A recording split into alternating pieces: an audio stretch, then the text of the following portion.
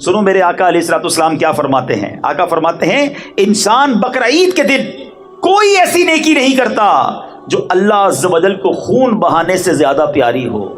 ये कुर्बानी क़यामत में अपने सींगों, बालों और खुरों के साथ आएगी और कुर्बानी का खून जमीन पर गिरने से पहले अल्लाह के यहाँ कबूल हो जाता है। लिहाजा खुश दिली से कुर्बानी करो। सुभान अल्लाह। मुहक्किक अलल इतलाक खातिमुल मुहद्दिसीन हजरत शेख अब्दुल हक मुहद्दिस देहलवी फरमाते हैं कुर्बानी अपने करने वालों के नेकियों के पल्ले में रखी जाएगी जिससे नेकियों का पलड़ा भारी होगा। हजरत सैयदना मुल्ला अली कारी रहमतुल्लाहि तआला अलैह फरमाते हैं फिर उसके लिए सवारी बनेगी जिसके जरिए ये शख्स बाआसानी पुल सिरात से गुजरेगा।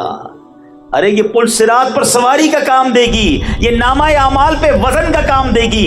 फरमाया और उस जानवर का हर उज़्व, पार्ट ऑफ द बॉडी, कुर्बानी करने वाले के हर उज़्व के लिए जहन्नम से फिदिया होगा। कुर्बानी की आंख के बदले हमारी आंख जहन्नम से बचेगी, कुर्बानी के पैर के बदले हमारा पैर जहन्नम से इंशाअल्लाह बचेगा। तो सोचो ये जानवर तो मुझे जहन्नम से बचाने वाला है, ये पुल सिरात से पार कराने वाला है। अब यहाँ एक और बड़ी प्यारी बात, बड़ी गहरी बात है, तवज्जो चाहूंगा। आका ने क्या फरमाया सल्लल्लाहु तआला अलैहि वसल्लम, इसका मजमून है कि कुर्बानी जो है वो मेरे आका ने फरमाया कि उस दिन, कुर्बानी वाले दिन, खून बहाने से ज्यादा कोई अफजल काम नहीं है। अब आजकल कुछ लोगों को पता नहीं क्या हो गया है, कहते हैं यार इतनी सारी कुर्बानी करने से बेहतर है किसी गरीब की शादी करा दो, किसी गरीब की मदद कर दो। अरे भाई हम ये सारे काम, चाहे किसी की मदद करें, किसी का इलाज करवाएं, किस लिए करते हैं? अल्लाह की रिजा के लिए ना, सवाब के लिए। सवाब के बारे में मैं ज्यादा जानता हूं, आप ज्यादा जानते हैं कि नबी पाक अलैहिस्सलाम जानते हैं। आका फरमा रहे हैं उस दिन, कुर्बानी के दिन, इससे ज्यादा कोई अच्छा काम नहीं है अल्लाह के नजदीक कि उसकी राह में खून बहाया जाए, कुर्बानी की जाए। तो जब नबी पाक फरमा रहे कि कुर्बानी करना उस दिन सबसे अफजल है, तो हमने कुर्बानी ही करनी है, वो सबसे अफजल है। ठीक है कुर्बानी का जानवर कुर्बान करें, गरीबों का इलाज भी कराएं, किसने मना किया है? मगर एक नेकी के काम को, एक वाजिब काम को बंद करके ये ना जाने क्यों ये चीजें याद आती हैं। अब ये जो बकरा ईद की कुर्बानी है, सुभान अल्लाह, ये कितनी बड़ी नेकी है, ये कितने बड़े अजर का काम है। इसको फॉर्मेलिटी समझ के ना किया करें, अरे क्या करें भाई बकरा ईद आ गई, करनी पड़ेगी कुर्बानी, साल पूरा हो गया पैसे निकालने ही पड़ेंगे। नहीं, ये बहुत बड़ी सादत है, नसीब वालों को मिलती है। और इसका अजर क्या है, मैं आपको एक वाकया सुनाता हूँ। हजरत सैयदना अहमद बिन इसहाक अलैहि रहमतुल्लाहि रज़्ज़ाक फरमाते कि मेरा भाई बावजूद गुर्बत के रिज़ाए इलाही की नीयत से हर साल बकरा ईद में कुर्बानी किया करता था। उसके इंतकाल के बाद मैंने उस ख्वाब में देखा कि कयामत बर्पा हो गई है और लोग अपनी अपनी कब्रों से निकल आए। यकायक मेरा मरहूम भाई एक बड़े खूबसूरत चितकुबरे घोड़े पर सवार होकर आया और उसके साथ और भी बहुत सारे घोड़े थे। मैंने पूछा या अखी मा फ़अलल्लाहु तआला बिका, मेरे भाई मरने के बाद तुम्हारे साथ अल्लाह ताला ने क्या मामला फरमाया? वो शख्स क्या कहता है, उसका भाई कहता है अल्लाह पाक ने मुझे बख्श दिया। मैंने पूछा किस अमल से तेरी बख्शिश हो गई? तो वो कहता है कि एक दिन गरीब एक बुढ़िया आई थी, मैंने उसको बनियत सवाब 1 दिरहम दिया था, वही दिरहम मेरे काम आ गया, मेरी बख्शिश का जरिया बन गया। मैंने पूछा भाई ये घोड़े इतने सारे तेरे पास क्यों हैं? वो कहता है ये सब मेरी बकरा ईद की कुर्बानियां हैं, और जिस घोड़े पर मैं सवार हूं ना, ये मेरी सबसे पहली बकरा ईद की कुर्बानी थी। मैंने पूछा अब आज़म किधर का है, जाना किधर है? कहते जन्नत में जा रहा हूँ। सुभान अल्लाह। और उसके बाद वो मेरी नज़रों से ओझल हो गया। इंशाअल्लाह मेरे मीठे इस्लामी भाइयों, जो रकम जो अल्लाह की राह में खर्च अल्लाह की रज़ा के लिए किया होगा ना, वो बड़ा काम आएगा, वो नामाए अमाल पे बड़ा वजनदार होगा। मगर शर्त यह है कि वो अमल अल्लाह की रज़ा के लिए किया हो, लोगों को दिखाने के लिए नहीं, अपनी वाह के लिए नहीं, अल्लाह की रज़ा के लिए अगर खर्च करता है कोई, या कोई भी नेकी करता है, वो बड़ी मकबूल है। और दूसरी बात इस वाक़े से सीखने को क्या मिली कि इंशाअल्लाह ये जो कुर्बानियाँ हैं ना, ये अल्लाह ने चाहा तो जन्नत में जाने की सवारी बन जाएगी। और आइए मैं आपको हदीस सुनाता हूँ। ये जो कुर्बानी करने वाले हैं, सुनो कितना मुबारक काम है। अल्लाह के हबीब अलैहिस्सलाम फरमाते हैं कुर्बानी करने वाले को कुर्बानी के जानवर के हर बाल के बदले में 1 नेकी मिलती है। कभी सोचा कितने बाल होते हैं बकरे पर, गाय पर?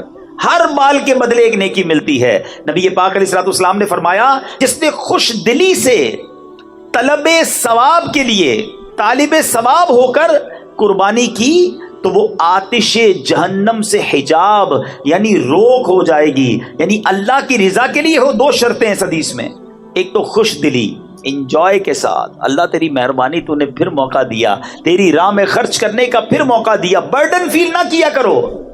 کچھ لوگوں کی بڑی عجیب عادت ہوتی ہے، عبادت بھی کرتے ہیں اور بوجھ کے ساتھ کرتے ہیں۔ کیا کریں یار، اب رمضان آ گئی، تراویح پڑھنی پڑے گی۔ ارے اس کو تم بوجھ سمجھ رہے ہو؟ یار سال گزر گیا، اب زکوٰۃ دینی پڑے گی۔ ایک جگہ میں بیٹھا تھا، پتہ ہے عجیب سی بات کی، کہتے ابھی بھائی کاروباری لوگوں کا سب سے بڑا خرچہ، جن کے پاس پیسہ زیادہ ہے نا، ان کا سب سے بڑا خرچہ ہی زکوٰۃ ہے۔ میں نے کہا یار اللہ کے بندو، زکوٰۃ تو خوش دلی سے دو، اس کو برڈن کیوں سمجھ رہے ہیں؟ اللہ کی رحمت ہے کہ اللہ نے تمہیں دینے والا بنایا، مانگنے والا نہیں بنایا۔ تو کبھی بھی کسی عبادت میں بوجھ فیل نہ کریں، انجوائے کریں، خوش دلی کے ساتھ کریں۔ اگر اللہ نے اس قابل کیا ہے کہ آپ قربانی کر رہے ہیں تو سبحان اللہ قربانی بھی کریں اور ساتھ سجدہ شکر بھی ادا کریں کہ اللہ تو نے مجھے اور میرے گھر والوں کو اس قابل کیا۔ ارے حضرت ابراہیم کو تو حضرت اسماعیل کے ذبح کرنے کا حکم ہوا تھا، اگر یہی حکم ہمیں دے دیا جاتا کہ سب اپنے بچے ذبح کرو، کیا حال ہوتا؟ ادھر قربانی دینے کی نیت نہیں ہوتی، یہ والی قربانی کون دیتا؟ ہم پر تو آسانی کر دی گئی نا کہ جانور قربان کروایا جا رہا ہے۔ اچھا جانور بھی قربان کرو، گوشت بھی خود ہی کھا جاؤ، یہ بھی نہیں کہ سارا بانٹ دو۔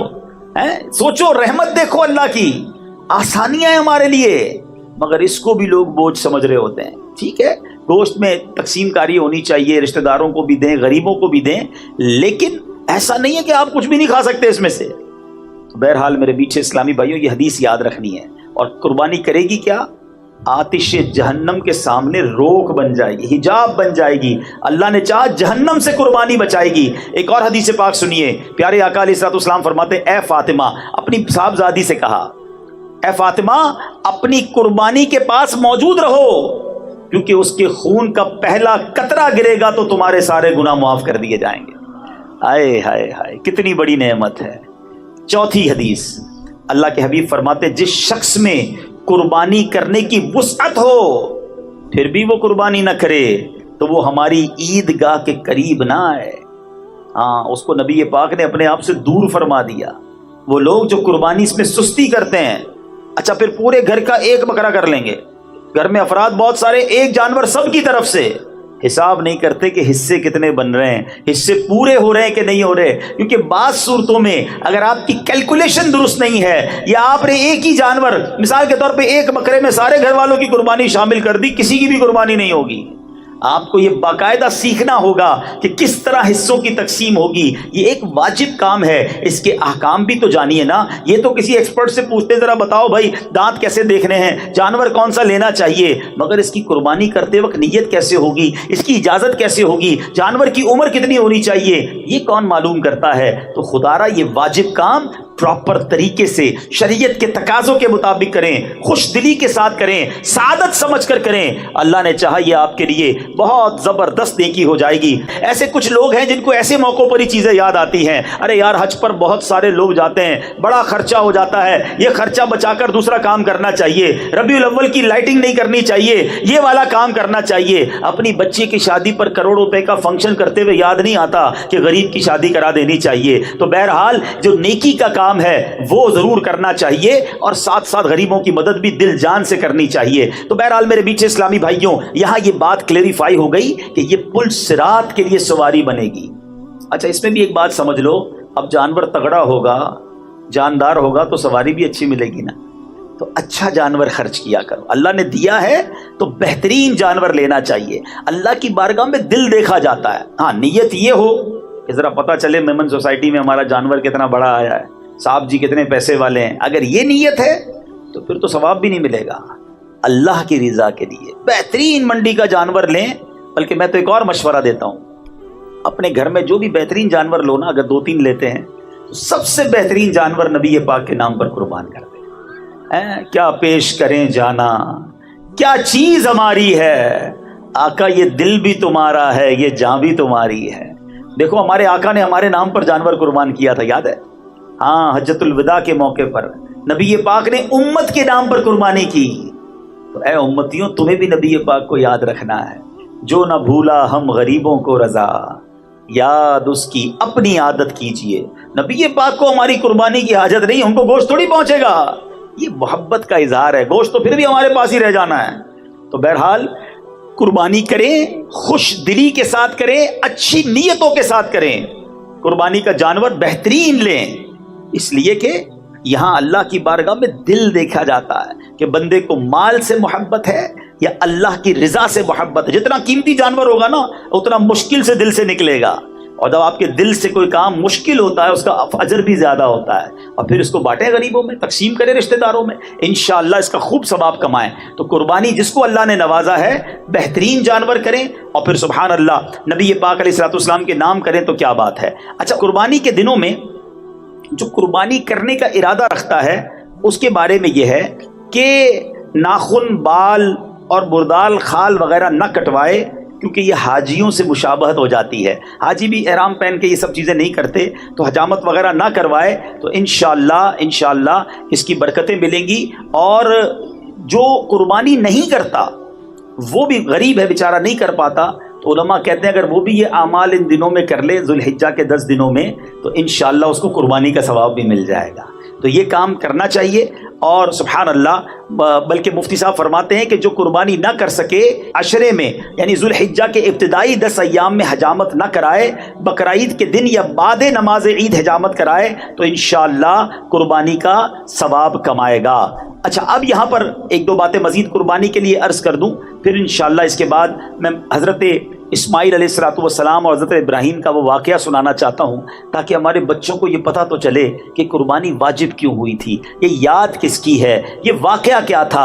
اللہ اکبر، جتنی بار اس واقعے کو پڑھیں آنکھوں میں آنسو آ جاتے ہیں، دل بے قرار ہو جاتا ہے کہ یہ کیسے لوگ تھے، اللہ کی رضا پر کیسے راضی تھے، کتنی بڑی قربانی کے لیے وہ تیار ہو گئے، اور آج ہمیں چھوٹی سی قربانی دینے میں لوگوں کے دلوں پر بوجھ آ جاتا ہے۔ تو بہرحال میرے پیچھے اسلامی بھائیوں، قربانی کی جو دعا ہے نا، یہ انشاءاللہ آپ کو دعوت اسلامی کے جو رسالے ہیں مکتبۃ المدینہ کے، اس میں مل جائے گی، مگر مجھے بہت پسند ہے۔ عربی دعائیں یاد کر لو اور اس کو ترجمے کے ساتھ یاد کرو۔ آئے ہائے، اس دعا کے ذرا معنی سنو۔ اللہ کرے کہ مجھے تو وہ بی بی فاطمہ سے جو نبی پاک نے فرمایا نا کہ اے فاطمہ قربانی کے پاس رہنا، پہلا قطرہ گرتے ہی تمہارے پچھلے گناہ معاف کر دیے جائیں گے۔ اب یہ دعا کیا ہے؟ وہ دعا یہ ہے، انی وجہت وجہی للذی فطر السماوات والارض حنیفا وما انا من المشرکین ان صلاتی ونسکی ومحیای ومماتی للہ رب العالمین لا شریک لہ وبذالک امرت وانا من المسلمین۔ کیا ترجمہ ہے اس کا؟ یہ تو ویسے بھی پڑھنے والی دعا ہے۔ ترجمہ کیا ہے کہ میں نے اپنا منہ اس کی طرف کیا جس نے آسمان و زمین بنائے، ایک اسی کا ہو کر، اور میں مشرکوں میں نہیں۔ بے شک میری نماز اور میری قربانیاں اور میرا جینا اور میرا مرنا سب اللہ کے لیے ہے، جو رب سارے جہان کا، اس کا کوئی شریک نہیں۔ مجھے یہی حکم ہے اور میں مسلمانوں میں ہوں۔ اللہ اکبر۔ جب اس کیفیت میں بندہ قربانی کرے کہ اللہ میرا جینا، میرا مرنا، میری نماز، میری قربانی سب تیرے لیے ہے، اللہ ان کیفیتوں کے ساتھ قربانی کرنا اب نصیب فرمائے۔ تو بہرحال میرے میٹھے اسلامی بھائیوں، اب چلتے ہیں یہ قربانی شروع کہاں سے ہوئی۔ حضرت ابراہیم علیہ السلام بڑی عظیم ہستی ہیں، یاد رہے حضرت ابراہیم کو ابو الانبیاء کہا جاتا ہے۔ یہ وہ نبی ہیں کہ ان کے بعد جتنے انبیاء آئے سب کے آپ والد ہیں۔ آپ کو ابو الرحیم بھی کہا جاتا ہے، ابراہیم ابو الرحیم بھی کہا جاتا ہے۔ وہ کیوں؟ کہ آپ جو ہے بڑے مہمان نواز تھے، روزانہ دسترخوان پر آپ کو کوئی مہمان چاہیے ہوتا، جب تک مہمان نہ ملتا آپ کھانا نہیں کھاتے تھے۔ مہمان نوازی بھی آپ کے دور سے شروع ہوئی۔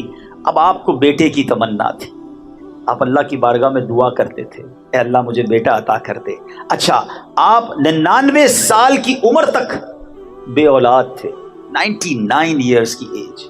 چلو تھوڑا سا یہاں ایک درس دے دوں، کئی لوگ ملتے ہیں کہتے ہیں اولاد نہیں ہے، اور پھر مایوسی کی باتیں کرتے ہیں، میں تو نماز پڑھتا ہوں پھر بھی اولاد نہیں ملتی، حج کر کے آیا پھر بھی اولاد نہیں ہے۔ معاذ اللہ، اللہ کی رضا پر راضی نہیں ہے۔ ایک بات یاد کر لو، اگر رب نے کچھ نہیں دیا نا تو یہی میرے لیے بہتر ہوگا۔ کیا پتہ تمہارے نصیب میں ایسی اولاد ہو جو تمہیں مار کے گھر سے نکالتی ہیں۔ بعد میں ماں باپ کہتے ہیں نا، نہ ہی ہوتی اولاد تو اچھا تھا۔ نہیں ہوتی ایسی اولاد، کیسی کیسی نافرمان اولاد ہوتی ہے لوگوں کی۔ میرا رب اگر اسی پر راضی ہے تو راضی رہو نا. 99 ایئرس کی ایج ہو گئی حضرت ابراہیم کی, اولاد نہیں ہے, مگر رب سے دعا کرتے ہیں, مایوس بھی نہیں ہے. اور دعا کا انداز کیا تھا؟ آپ کہتے ہیں اسمع یا ایل, اسمع یا ایل. اسمع عربی میں کہتے ہیں سن لے, اور عبرانی زبان میں ایل کہتے ہیں اللہ کو, پروردگار کو. اے اللہ میری سن لے. سبحان اللہ. حضرت اسماعیل 99 سال میں حضرت ابراہیم کو عطا کیے گئے, اور حضرت ابراہیم نے بیٹے کا نام ہی اسماعیل رکھ دیا. جو دعا میں پکارتے تھے اسمع یا ایل, یہی نام اسماعیل جو ہے وہ اپنے بیٹے کا نام رکھ دیا. اے میرے میٹھے اسلامی بھائیوں, یاد رہے حضرت ابراہیم کی کیا شان ہے. رسول پاک علیہ الصلوۃ والسلام کے بعد تمام انبیاء میں سب سے افضل نبی حضرت ابراہیم علیہ السلام ہیں. حضرت ابراہیم ہی اپنے بعد میں آنے والے سارے انبیاء کرام کے والد ہیں. ہر آسمانی دین میں آپ کی پیروی اور اطاعت ہے, ہر دین والے آپ کی تعظیم کرتے ہیں. آپ ہی کی یاد میں قربانی ہے, آپ ہی کی یادگار میں حج کے ارکان ہیں, آپ ہی کعبہ شریف کی پہلی تعمیر کرنے والے ہیں. جس پتھر پر کھڑے ہو کر آپ نے کعبہ بنایا اس کو مقام ابراہیم کہا گیا, اور اس کو سجدہ کرنے کی جگہ فرما دیا گیا. واتخذوا من مقام ابراہیم مصلی, اور ابراہیم کے کھڑے ہونے کی جگہ پر اپنا مصلی بناؤ, وہاں نماز ادا کرو. یہ قرآنی حکم آ گیا. یہ حضرت ابراہیم کی شان ہے. ویسے ایک اور عشق والی بات بتا دوں, اللہ آپ کو اور مجھے بار بار مکے کی حاضری عطا فرمائے. وہ پتھر جس پر کھڑے ہو کر حضرت ابراہیم نے کعبہ تعمیر کیا تھا, سبحان اللہ, آج بھی اس پتھر پر حضرت ابراہیم کے قدموں کے نشان اپنی آنکھوں سے آپ دیکھ سکتے ہیں. کتنے گہرے نشان ہیں. کبھی سوچا کتنا ٹائم ہو گیا ہے؟ 5000 سال سے زیادہ وقت ہو گیا ہے. یہ اب اس کے اوپر باکس بنایا گیا ہے, پہلے باکس نہیں تھا. یہ کھلے آسمان تلے پتھر پڑا رہا. ہزاروں بارشیں دیکھی, ہزاروں اس نے آندھیاں دیکھی ہوں گی, موسم کے مد و جزر دیکھے, مگر یہ پتھر نے کیسے اپنے سینے میں حضرت ابراہیم کی نشانی کو سنبھالا ہوا ہے کہ آج بھی اپنی آنکھوں سے ہم حضرت ابراہیم کے قدموں کے نقش کا نظارہ کر سکتے ہیں. جب حضرت ابراہیم کی شان یہ ہے تو ابراہیم کے آقا کی شان کا عالم کیا ہوگا. تو بہرحال حضرت ابراہیم وہ عظیم ہستی ہیں کہ قیامت میں سب سے پہلے آپ ہی کو عمدہ لباس عطا ہوگا. اس کے فوراً بعد نبی پاک علیہ الصلوۃ والسلام کو ایک اور بڑی پیاری بات کتابوں میں لکھی. جن کے چھوٹے بچے فوت ہو گئے ہو نا, گھبرایا نہ کرو, اللہ کی رضا پہ راضی رہا کرو. اول تو وہ چھوٹے بچے مغفرت کا ذریعہ بنیں گے, مگر آج وہ بچے پتہ ہے کہاں ہیں؟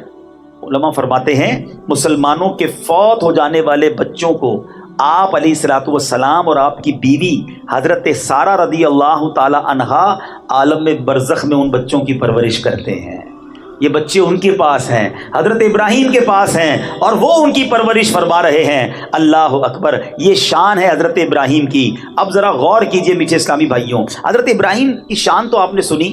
کئی ایسے دنیا میں کام ہیں جن کے انوینٹر, جن کے ذریعے یہ کام شروع ہوئے, سب سے پہلے جو سٹارٹ ہوئے وہ بھی حضرت ابراہیم کے دور میں کون کون سے کام ہوئے؟ سب سے پہلے آپ ہی کے بال سفید ہوئے. دنیا میں کسی کے بال سفید نہیں ہوتے تھے. حضرت ابراہیم پہلی ہستی ہیں جن کے بال سفید ہوئے. سب سے پہلے آپ ہی نے سفید بالوں پر مہندی لگائی اور قطم یعنی نیل کے پتوں کا خضاب لگایا. سب سے پہلے آپ ہی نے سلا ہوا پاجامہ پہنا. سب سے پہلے آپ نے منبر پر خطبہ پڑھا. سب سے پہلے آپ نے علیہ السلام نے راہ خدا میں جہاد کیا. سب سے پہلے آپ علیہ الصلوۃ والسلام نے مہمان نوازی کی رسم شروع کی. سب سے پہلے آپ علیہ الصلوۃ والسلام لوگوں سے گلے ملے. ہم جو معانقہ کرتے ہیں نا, یہ حضرت ابراہیم کے دور سے شروع ہوا. اور سب سے پہلے آپ ہی نے سرید, یہ جو کھانا ہوتا ہے شوربہ اور روٹی ملا کر, یہ آپ نے ہی سب سے پہلے بنائی. بہرحال اتنی عظیم ہستی ہیں, مگر آپ کو ایک خواب دیکھا آپ نے. اچھا, یہ 8ویں رات تھی ذوالحجہ کی, اور کوئی کہنے والا کہہ رہا ہے کہ بے شک اللہ عز و جل تمہیں اپنے بیٹے کو ذبح کرنے کا حکم دے رہا ہے. آپ صبح سے شام تک اس بارے میں غور کرتے رہے کہ یہ خواب اللہ کی طرف سے ہے یا شیطان کی طرف سے ہے. 8 ذوالحجہ کو پتہ کیا کہتے ہیں؟ یوم الترویہ. جو حج پر جاتے ہیں ان کو یاد ہو گیا ہوگا, یوم الترویہ 8 ذوالحجہ کا نام ہے. اس کا مطلب پتہ ہے کیا ہے؟ سوچ بچار کا دن. حضرت ابراہیم نے یہ دن سوچ و بچار میں گزارا تھا, اس لیے اس کا نام ہی یوم الترویہ پڑ گیا. 9ویں رات پھر خواب آیا. صبح یقین کر لیا کہ یہ اللہ کی طرف سے ہے. اب 9 ذوالحجہ کو کیا کہا جاتا ہے؟ یوم عرفہ, یعنی پہچاننے کا دن. آپ کو یقین ہو گیا کہ یہ اللہ کی طرف سے خواب ہے. 9 ذوالحجہ کا دن ہی یوم عرفہ پڑ گیا. اب 10ویں ذوالحجہ پھر وہ آپ نے رات کو خواب دیکھا. اب آپ نے پکا ارادہ کر لیا کہ بیٹے کو آج ذبح کرنا ہے، اس لیے 10 ذوالحجہ کے دن کا نام یوم النحر پڑ گیا. یہ تینوں نام بھی حضرت ابراہیم کی کیفیت کے مطابق، جو آپ کی کیفیت تھی وہی اس دن کا نام ہو گیا. اے میرے میٹھے اسلامی بھائیوں، حضرت ابراہیم نے اب اپنے بیٹے حضرت اسماعیل علیہ السلام سے بات کی. کیا بات ہو رہی ہے؟ بیٹا گھمانے لے جا رہا ہوں یہ نہیں، بیٹا کو چیز دلانے جا رہا ہوں یہ نہیں. 7 سال یا 13 سال عمر ہے حضرت اسماعیل کی، 99 سال کی عمر میں یہ بیٹا ملا ہے. Try to understand. بچہ جب 10-15 سال بعد پیدا ہو تو پورا خاندان ہی اس کا دیوانہ ہوتا ہے، اس کے ناز اٹھائے جاتے ہیں، بڑی منتوں سے آیا ہے. 99 ایئرز کے بعد اولاد ہوئی ہے اور ابھی 7 سال کا ہے، یا ایک روایت کے مطابق 13 سال کا ہے. حضرت اسماعیل کے بارے میں کہا گیا اس کو ذبح کر دو، اور آپ اپنے بیٹے سے بات کرتے ہیں کہ بیٹا میں تمہیں اللہ کی طرف سے حکم آیا ہے. مگر اس سے پہلے کیا ہوا ذرا سنیے گا. اب شیطان نے کیا کام کیا؟ شیطان جو ہے اب ایک شکل میں حضرت ابراہیم کے پاس آیا، کیونکہ آپ اپنے بیٹے کو لے کے کہیں جا رہے تھے. کہتا ہے ابراہیم کہاں کا ارادہ ہے؟ آپ نے جواب دیا میں کام سے جا رہا ہوں.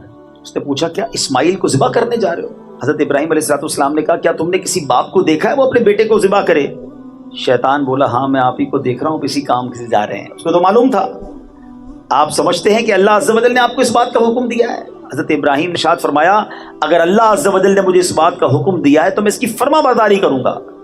شیطان نے یہاں وسوسہ ڈالنے کی کوشش کی، کامیاب نہیں ہوا. اب اپنی بھی ہاجرہ کے پاس گیا.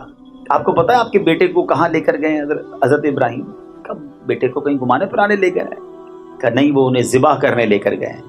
تو حضرت ہاجرہ کہتی کیا تم نے کبھی ایسا دیکھا ہے کوئی باپ بیٹے کو ذبح کرے؟ شیطان کہتا ہے ہاں انہیں اللہ نے اس بات کا حکم دیا ہے. ماں دیکھو کیسی تھی. بی بی ہاجرہ کہتی ہیں اگر ایسا ہے تو انہوں نے اللہ کی اطاعت کر کے بہت ہی اچھا کیا ہے. اگر اللہ نہیں فرمایا نا پھر تو یہ فیصلہ ٹھیک کیا انہوں نے. شیطان نے دیکھا نہ باپ ہل رہا ہے نہ ماں ہل رہی. چھوٹا بچہ حضرت اسماعیل کے پاس چلا گیا. کہتا ہے اسماعیل پتہ ہے تمہارے بابا جان کہاں لے جا رہے ہیں؟ تو کہتے ہیں کہ والد صاحب اپنے ساتھ کہیں لے جا رہے ہیں. کہ تمہیں معلوم ہے اللہ نے انہیں حکم دیا ہے تمہیں ذبح کرنے کے لیے. ذرا سوچو تربیت کا کیسا شاہکار ہے حضرت اسماعیل. فرماتے ہیں اگر رب نے حکم دیا ہے تو بابا جان بالکل ٹھیک کرنے جا رہے ہیں، پھر میں بھی اس کام کے لیے راضی ہوں. اللہ اکبر. اب شیطان نے دیکھا کوئی نہیں مان رہا، بہکانے کی کوشش میں ناکام ہوا تو ایک مقام پر پہنچا. حضرت ابراہیم نے اسے 7 کنکریاں ماری. اگلے مقام پر پہنچا. اب وہاں فرشتوں نے کہا حضور یہاں بھی کنکریاں ماریں. حضرت ابراہیم نے پھر کنکریاں ماری. آگے جا کر پھر ایک مقام پر اس نے بہکانے کی کوشش کی. اللہ اکبر. فرشتوں نے حضرت ابراہیم سے کہا کہ یہاں بھی کنکریاں ماریں. حضرت ابراہیم نے وہاں بھی اسے 7 کنکریاں ماری. شیطان کو 3 مقامات پر جو کنکریاں مارنے کی یادگار ہے وہ باقی رکھی گئی ہے. آج بھی حاجی اسی یاد کو کرتے ہوئے جمرے پر رمی کیا کرتے ہیں. اے میرے میٹھے اسلامی بھائیوں، یہ کیسے لوگ تھے، کتنا یقین تھا رب کے وعدوں پر، اللہ کی رضا پر کیسے راضی تھے. حضرت ابراہیم نے اپنے بیٹے سے جو بات کی، جو کورسپونڈنس کی، وہ قرآن میں موجود ہے. کیا الفاظ ہے ذرا سنو. حضرت ابراہیم اپنے بیٹے سے کیا کہتے ہیں؟ یا بنی انی ارا فی المنام انی اذبحک فانظر ماذا تری. اے میرے بیٹے میں نے خواب دیکھا ہے. باپ اپنے بیٹے سے بات کر رہا ہے. میں نے خواب دیکھا تجھے ذبح کرتا ہوں، اب تو دیکھ تیری کیا رائے ہے. اللہ اکبر.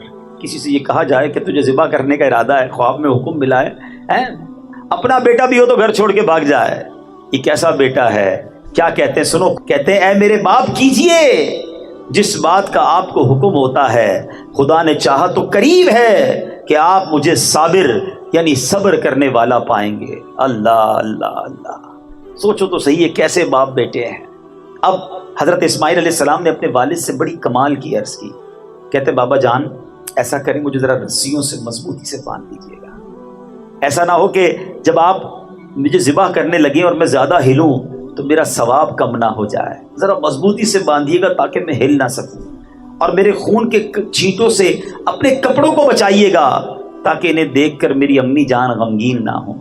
بابا جان چھری ذرا زیادہ تیز کر لیجیے گا تاکہ میرے گلے پر اچھی طرح سے چل جائے. موت بڑی سخت ہوتی ہے نا، مجھے تکلیف زیادہ نہ ہو.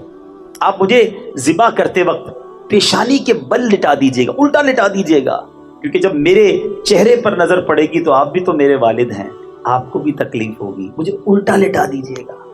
اور بابا جان ایک کام کیجیے گا، جب آپ میری ماں کے پاس جائیں، امی جان کے پاس جائیں تو میرا سلام پہنچا دیجیے گا، اور اگر مناسب سمجھے تو میری ایک قمیص انہیں دے دیجیے گا، اس سے ان کو تسلی آ جائے گی، صبر بھی آ جائے گا۔ اللہ اکبر، سوچو تو صحیح، بات کون کر رہا ہے؟ بیٹا باپ سے کہہ رہا ہے، اس باپ کا جگرا کیسا ہوگا، اللہ کی راہ میں قربانی کا جذبہ کیسا ہوگا۔ اب حضرت ابراہیم کہتے ہیں میرے بیٹے تم اللہ عز و جل کے حکم پر عمل کرنے میں میرے کیسے عمدہ مددگار ہو۔ پھر اسی طرح ہوا، حضرت اسماعیل کو آپ نے رسیوں سے باندھا، چھری تیز کی، حضرت اسماعیل کو پیشانی کے بل لٹا دیا، ان کے چہرے سے نظر ہٹا لی اور ان کے گلے پہ چھری چلا دی۔ انہوں نے اپنا کام کر دیا، ہاں چھری چلا دی گئی، مگر چھری نے اپنا کام نہ کیا۔ وہ بھی تو رب کے حکم کی باندھی ہوئی ہے نا، رب جو چاہے، ان اللہ علی کل شیء قدیر، رب نے اپنی قدرت کا نظارہ دکھایا۔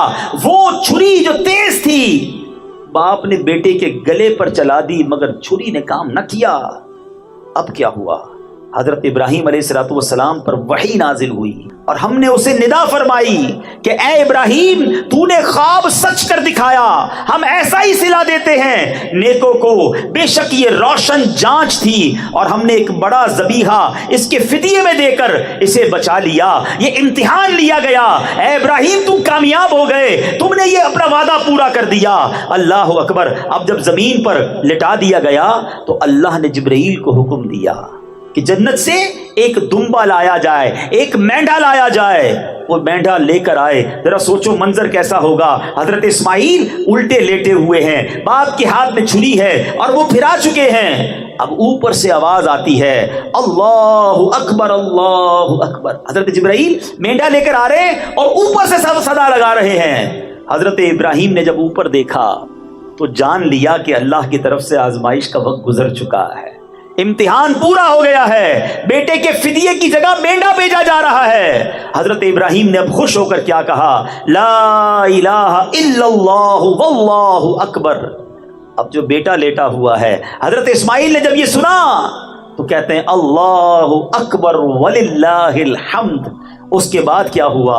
یہ تینوں الفاظ جو ہیں یہ وہی تسبیح ہے جو ہم عید کے دنوں میں پڑھتے ہیں، یہ ایام تشریق میں پڑھی جانے والی تسبیح ہے، قیامت تک کے لیے مسلمانوں کی زبانوں پر جاری کر دیا گیا۔ اب جب اس تسبیح کو پڑھنا تو غور کرنا کتنی مبارک تسبیح ہے کہ اس کے پہلے الفاظ جبرائیل نے کہے ہیں، درمیانی الفاظ حضرت ابراہیم کی زبان سے ادا ہوئے ہیں اور آخری ورڈز جو ہیں وہ حضرت اسماعیل کی زبان سے ادا ہوئے ہیں۔ ارے اتنی بڑی قربانی کے بارے میں ہم تو تصور بھی نہیں کر سکتے، آؤ مبارک لوگوں کی زبان سے نکلے ہوئے یہ مبارک الفاظ اسی تصور میں پڑھتے ہیں۔ اللہ کریم مبارک الفاظ کے صدقے ہماری مغفرت فرمائے۔ مل کر پڑھیں گے اللہ اکبر اللہ اکبر لا الہ الا اللہ واللہ اکبر اللہ اکبر وللہ الحمد۔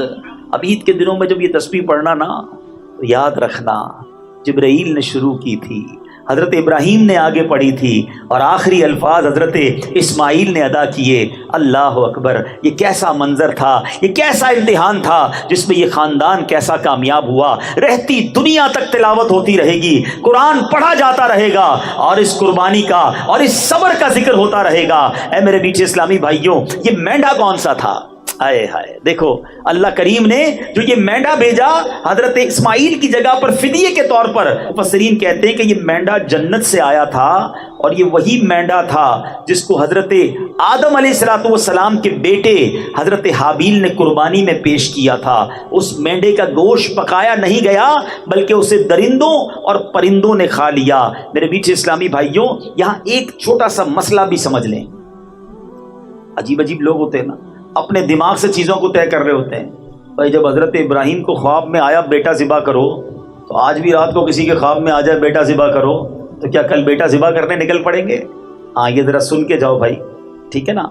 یاد رہے کوئی شخص خواب یا غیبی آواز کی بنیاد پر اپنے یا کسی دوسرے کے بچے کو ذبح نہیں کر سکتا، کرے گا تو سخت گناہگار اور عذاب جہنم کا حقدار ہوگا۔ حضرت ابراہیم علیہ السلام نے جو خواب کی بنیاد پر اپنے بیٹے کی قربانی کے لیے آپ تیار ہوئے، یہ حق ہے کیونکہ آپ نبی ہیں، اور نبی کا خواب بھی وحی الہی ہوتا ہے۔ یہ ان حضرات کا امتحان تھا۔ حضرت جبرائیل جنتی دمبا لے آئے اور اللہ کے حکم سے حضرت ابراہیم نے اپنے پیارے بیٹے کے بجائے اس جنتی دمبے کو ذبح فرما دیا۔ تو اے میرے میٹھے اسلامی بھائیوں، اللہ نے اب یہ یاد کیسی باقی رکھی کہ اب رہتی دنیا میں قیامت تک جو قربانیاں ہوں گی وہ حضرت ابراہیم علیہ السلام اور حضرت اسماعیل کی یاد میں یہ جو ہم قربانی کرتے ہیں۔ تو بہرحال میرے میٹھے اسلامی بھائیوں، یہ واقعہ جب بھی پڑھیں ایمان تازہ ہو جاتا ہے، عقل بھی حیران ہو جاتی ہے، یہ کیسے لوگ تھے۔ یہی حضرت ابراہیم، یہ تو ابھی 7 یا 13 سال کے ہو گئے نا، جب چھوٹے تھے تو کیا کیا تھا؟ بی بی ہاجرہ اور حضرت اسماعیل کو مکے میں چھوڑ آئے تھے، بالکل لکو تک صحرا تھا، پانی بھی نہیں تھا، تھوڑی سی کھجوریں تھوڑا سا پانی دے کر چھوڑ آئے کیونکہ اللہ کا حکم تھا۔ بی بی ہاجرہ نے کہا تھا کہ اے ابراہیم ہمیں کہاں چھوڑے جا رہے ہو، کس کے آسرے چھوڑے جا رہے ہو؟ حضرت ابراہیم نے 2 بار 3 بار جواب نہیں دیا۔ تو بی بی ہاجرہ نے کہا کہ کیا آپ کو اللہ نے حکم دیا ہے؟ فرمایا ہاں مجھے رب نے حکم دیا ہے۔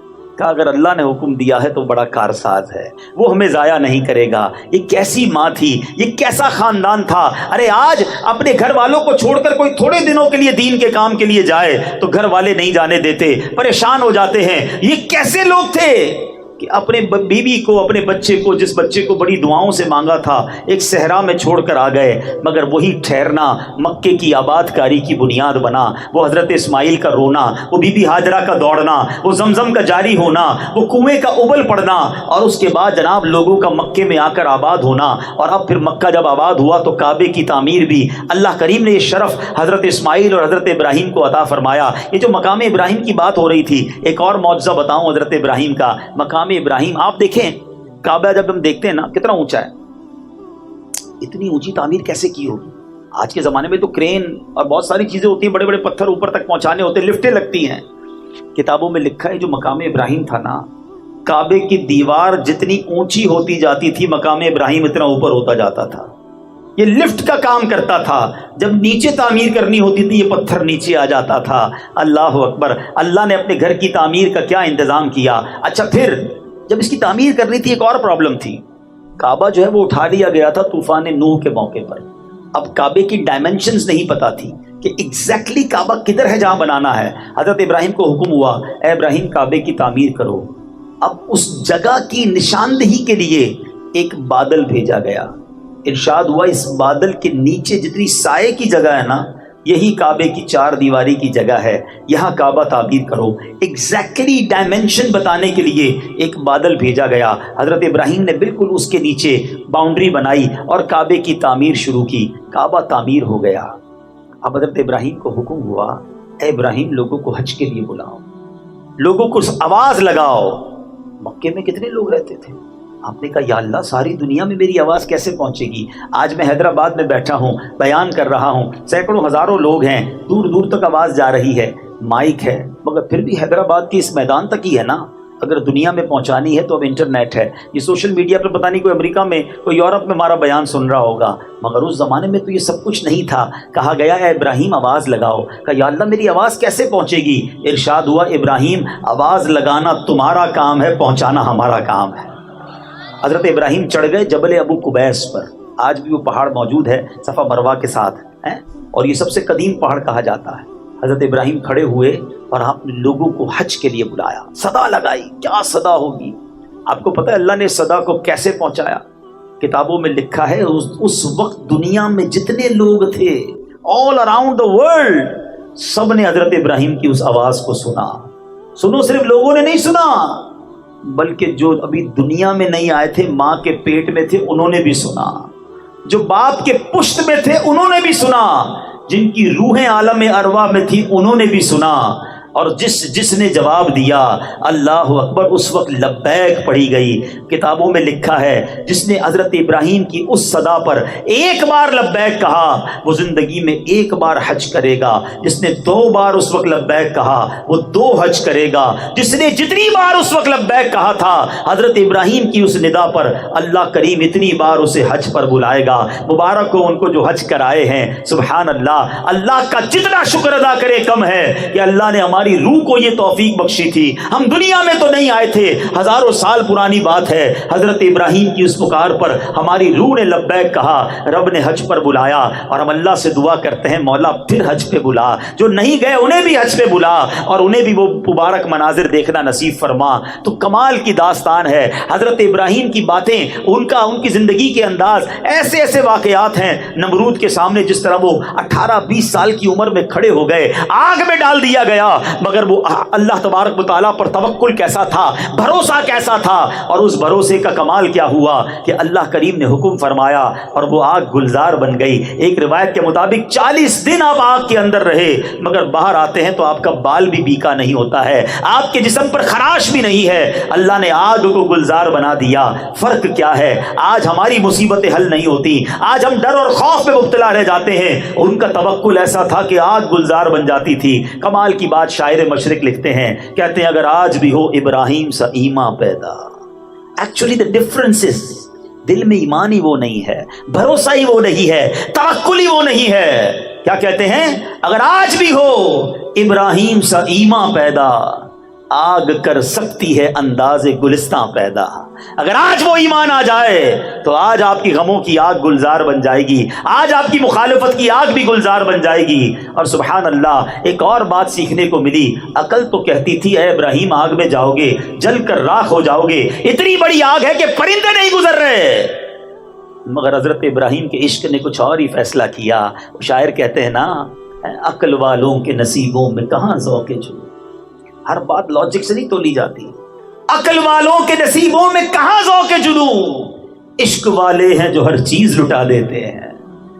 بے خطر کود پڑا آتش نمرود میں عشق، یہ عشق کا فیصلہ تھا نا، عقل کا نہیں تھا۔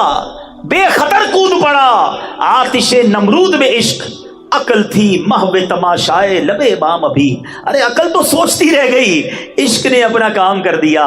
تو بہرحال میرے پیچھے اسلامی بھائیوں، ون آف دا بیوٹیفل سیرت کا شاندار ہسٹری ہے حضرت ابراہیم کی، کمال کی شخصیت ہے، جتنا پڑھیں ایمان تازہ ہوتا ہے۔ ارے اب تو قربانی کریں گے پھر ان کی یاد آئے گی، انشاءاللہ حج پہ جائیں گے پھر ان کی یاد آئے گی۔ اللہ سیدنا ابراہیم علیہ الصلوۃ والسلام کے مزار پر کروڑوں رحمتوں کی بارش نازل فرمائے اور ان کے فیوز و برکات سے ہمیں مالا مال فرمائے، ان کی سیرت سے کچھ سیکھنا نصیب فرمائے، اور اس بار اپنی قربانی کو شاندار انداز میں اخلاص کے ساتھ کرنے کی توفیق عطا فرمائے۔